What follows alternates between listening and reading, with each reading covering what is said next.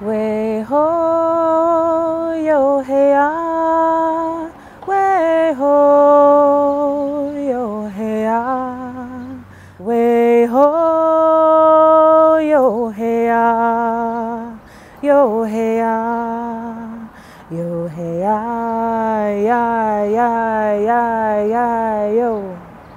I sing this song as it was taught to me by my auntie, a gift that she received when she spent time with the grandmothers of the Navajo Nation up in northern Arizona. The story I'm going to tell you today has to do with a very special family that I met, that I was able to assist in a very special moment of their journey, their experience of becoming grandparents. I'm a nurse at Banner Good Samaritan Medical Center here at the Valley, and I work in labor and delivery. Sometimes you attend to the mother and sometimes you attend to the baby. On this particular day, I was attending to the baby and got called in to assist. As a nursery nurse, you are the one that receives the baby after the baby is born and lands in the hands of the doctors. And so I went about my day not expecting what would happen, brought the baby to the warmer and began to check the baby over to make sure that everything was all right. Out of the corner of my eye, I could see a grandmother, very still, with tears streaming down her face and a tissue right in front of her mouth. And in the ways that I was taught by my elders, I acknowledged her as grandmother and invited her to come and see her grandchild. And so she came over and she looked at her baby and she cried and cried and cried more. And not long after that, the grandfather came into the room.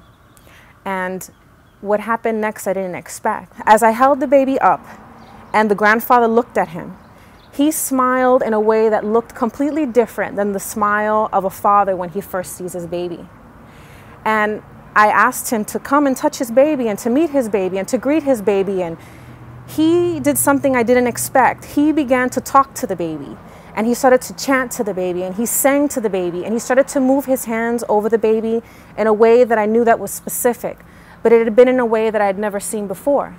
The most amazing thing about that experience was how the baby looked back at him. This baby stopped crying, became completely still, and little eyes were bright and blinking.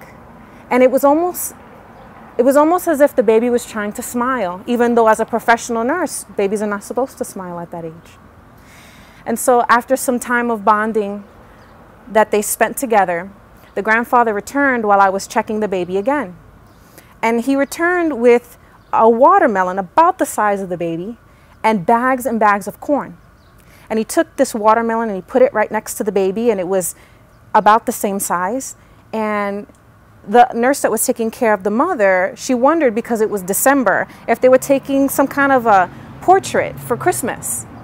And so I encouraged her to ask him, because I had a suspicion that it might be something else. And so what he said to her was the most amazing thing. He said, "You see this watermelon and you see this baby?"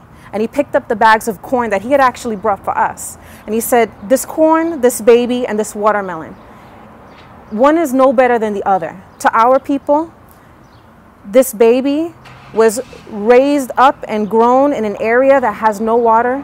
And this corn and this watermelon was grown and raised up in an area that has no water. And look at how plentiful all of them are." And so he handed us the bags of corn. And the significance of what that meant, I understood. And I was so grateful to be a part of their journey.